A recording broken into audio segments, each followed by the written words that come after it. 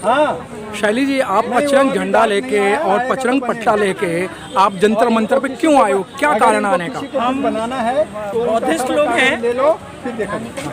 हम लोग बौद्धिस्ट लोग हैं और अपने धर्म के प्रचार प्रसार के लिए और अपने बौद्ध विहार के लिए, बौद्ध गया में जो हमारा बौद्ध विहार है, हम उसकी मुक्ति के लिए हम यहाँ पर इकट्ठे हुए हैं। उसमें जो है 5 पंडों का कब्जा है और 4 हमारे लोग हैं, 4 वो लोग हैं और एक डीएम शामिल है। तो उसके लिए हम अपनी पूरी तरह से हम लोग अपनी धरोहर को अपने कब्जे में लेना चाहते हैं। जिस तरह से हमारे मंदिर, मस्जिद, गुरुद्वारे, चर्च सब उन्हीं लोगों के जो उस धर्म के अनुयायी हैं उनके पास में उनका वो अपना देखभाल कर रहे हैं। तो उसी प्रकार से हमारा बौद्ध विहार भी हमारे भिक्षुओं के उसमें आना चाहिए, संरक्षण में आना चाहिए और उसी से हमारा धर्म का प्रचार प्रसार बढ़ेगा।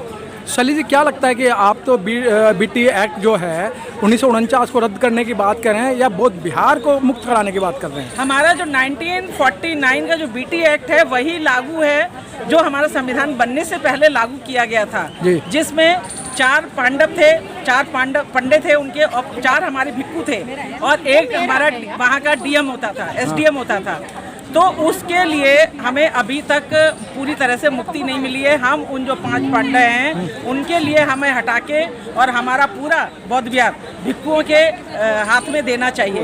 उसी से हमारा धर्म का प्रचार प्रसार होगा। जब 1949 में ये एक्ट बना था और उसके बाद में सन 50 में हमारा संविधान लागू हो गया, बाबा साहब ने वो संविधान बनाया था, वो संविधान जब लागू हो गया तो उस संविधान के अंतर्गत हमारा पूरा हक अधिकार हमारा होता है।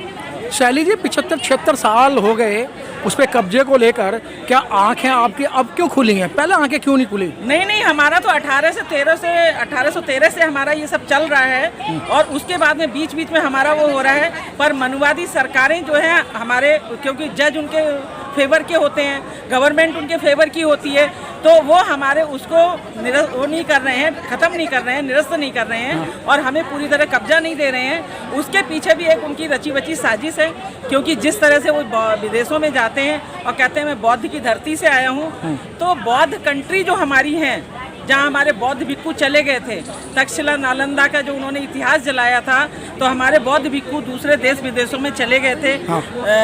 थाईलैंड चले गए थे, चीन चले गए थे, जापान चले गए थे, कोलंबिया चले गए थे।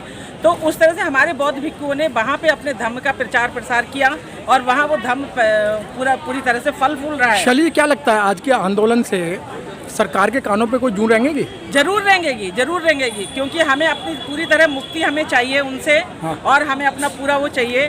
वो गवर्नमेंट की चाल है, क्योंकि विदेशों से जो फंड आता है वो फंड से इतना फंड आ रहा है कि हमारे पता नहीं कितने कैंसर हॉस्पिटल, कितने कॉलेज, कितने अस्पताल हमारे खुल जाएंगे और वो सारा जो हमारा धन है वो सब जो है हमारे गवर्नमेंट के कब्जे में है। और वो जो हमारा डीएम होता है और जो हमारे 5 पांडव हैं तो उनके कब्जे में वो हमारा पैसा है। तो इसीलिए वो हमारे इस चीज़, कहने का मतलब है कि पैसे की लड़ाई धन की लड़ाई है। धन की लड़ाई है, मेन तरह से ये धन की लड़ाई है, खाली ये धर्म की लड़ाई नहीं है, ये धन की भी लड़ाई है। तो हमें अपना धन और अपना धर्म दोनों ही हमें चाहिए।